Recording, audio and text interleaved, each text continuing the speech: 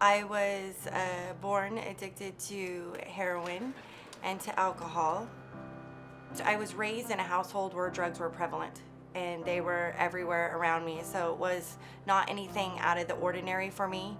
I probably drank the first time in elementary school, smoked pot probably in elementary school, and most kids in their bedroom on their dresser have uh, stuffed animals, and I had bottles of miniature alcohol. Then I started experimenting with harder drugs, and I started sleeping at this person's house or that person's house, and I did crystal and cocaine and LSD. One day at school in the bathroom, during a break, one of the other students brought some heroin in. And so at that point, we all smoked it. And it's crazy to say this, but like I knew from that first moment when I did that, that's what I had been searching for. By 16, I was intravenously doing heroin. When Angie first came to Second Chance, she had a lot of desire, but not a lot of tools in her little toolkit. She knew where she wanted to go. She knew she didn't want to go back to where she'd been, but she needed help to find her way to a better future, and that's what Second Chance gave her. People come to us. They have the heart and the soul and the courage. It takes so much courage to make this kind of change in your life, to believe in yourself, to know that I can't go back to the past. I have to move forward to the future. And it may mean leaving some things behind, leaving some people behind, leaving a whole life behind. But that new life and the new people in your life can make the future so much brighter. And the new people that come into our clients' lives are our trainers and our support personnel. And what they provide is the tools, the resources, the support, but really what really makes a difference to our clients is the people that work here, and the love and the support and the understanding that they've come from the same places. My first boyfriend overdosed. My second boyfriend overdosed and died. My third boyfriend, a car accident and died, and I continued to use. And I did that until I started going to jail. Then I would go to jail and I would kick and I would get out and I would start all over. And I just continued to do that. The crazy pattern that starts to happen in that situation is I start to stay in jail and prison longer, and when I get out, I'm out here less time. And none of that mattered. I just continued to keep doing what I was doing. I have one daughter.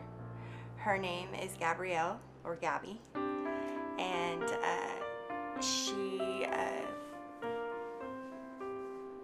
is 13 right now. I unfortunately was on drugs my entire pregnancy. I was arrested and incarcerated the last month of my pregnancy, and I was on methadone and gave birth to her locked up, handcuffed, shackled. When I got out, they had told me several things that I needed to do to get her back. And I go to these classes, do this, and okay. And then they said, and don't do any more drugs. And I don't mean for this to sound blunt or uncaring, but I wasn't willing to do that. I couldn't do that. I couldn't stop using. And it wasn't because I didn't love her. It's more because I didn't love myself enough to even quit using. So I was incapable of being any kind of mother. Addiction is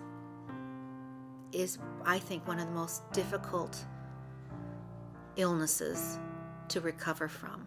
If you put in the work, you can find a better life ahead of you, a successful life. You can reunite with your family. You can find a job. You can stay sober. You can move up and get paid for doing a good day's work. And that, I think that's what really makes us special, what makes us happy. When I was in prison, God spoke to me and told me very plain in my cell one night that I didn't have to be a junkie anymore. I didn't know what I was going to do, but I knew that I didn't have to continue to live like I was. I knew that if I got out, I didn't know how to live, and so I went to a program that at that program introduced me to Second Chance. Thank God. And I enrolled in their job readiness class, and at that time it was about a month long, and it's a bit of a behavioral modification course, so just because you go doesn't mean you get to graduate. But I tell this to people all the time, like Second Chance might just seem like an organization or a nonprofit, but it's so much more. It's like they gave me tools and stuff I hadn't received my whole life. For instance, they gave me discipline, they gave me hope, they gave me encouragement. You know what I mean? All at the same time. Like I've been, I never had all of that before, which made me want to keep changing to succeed. Second Chance is a nonprofit organization that does depend on the support of our community to provide the services that we provide. All of our programs are offered completely free to the client. We don't charge for the job readiness training. We don't charge for the professional clothing. We don't charge for the mental health and behavioral health treatment groups. And that doesn't mean that it's free, though. All of those things take support, the support of the community, financial support, in order to make it available to our clients. Our clients come to us with nothing. I mean, they are at the bottom.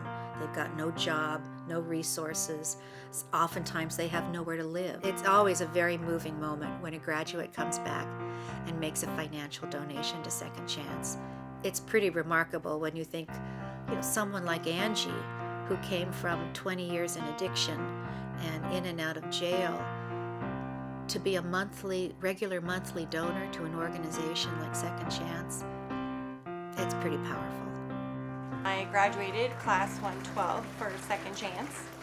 I now had to look for a job, which I'll tell you, I wasn't nervous about it. I was quite excited because I nailed my second mock job interview, so I wanted to interview, and at this point they had provided me with some clothes, so I looked the part. So, so they taught me there that looking for a job is like having a job. They also taught me at Second Chance that you need to keep doing the same thing even when people aren't watching. Angie's one of the most remarkable women I've ever known. She is vibrant. She's happy. She has reconnected with her daughter.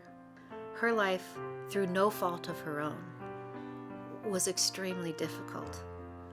And she is so strong and so positive.